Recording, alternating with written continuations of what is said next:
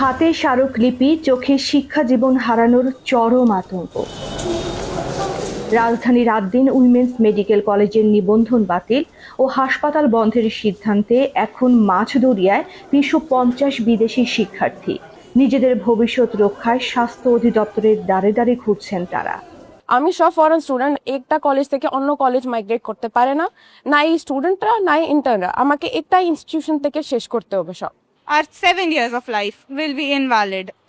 স্বাস্থ্য অধিদপ্তরে স্মারকলিপি জমা দিলেও মেলেনি কোনো সমাধান।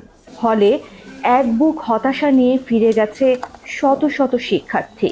আমি অন্য কোনো মেডিকেল কলেজে ইন্টার্নশিপ করতে পারবো না, আমার ডিগ্রিও রাদ হয়ে যাবে, আমার ইন্টার্নশিপও রাদ হয়ে যাবে। So please, this is a request to health minister, so please look into this matter because we cannot migrate to any other medical college. এই মুহূর্তে ভারতের সর্বোচ্চ সংখ্যক ছাত্রী পড়াশোনা করে বাংলাদেশের আদ্দিন মেডিকেল কলেজে। সেখানকার নিয়ম বলছে, এক কলেজে পড়াশোনা শেষ করে অন্য কলেজে ইন্টার্নশিপ করার সুযোগ নেই। আদ্দিন বন্ধ থাকায় তাদের ইন্টার্নশিপও বন্ধ। ফলে ডিগ্রির আন্তর্জাতিক গ্রহণযোগ্যতা নিয়ে দেখা দিয়েছে বিশাল প্রশ্ন। Simple words, we won't be doctors in India. Our whole career will be finished. If we go back to India, we are just nothing. 5-7 years are just in waste.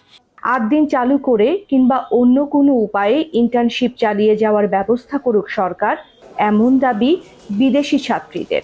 So we are requesting the DGME, the DGHS to consider our situation. Desk report, media network, Dhaka.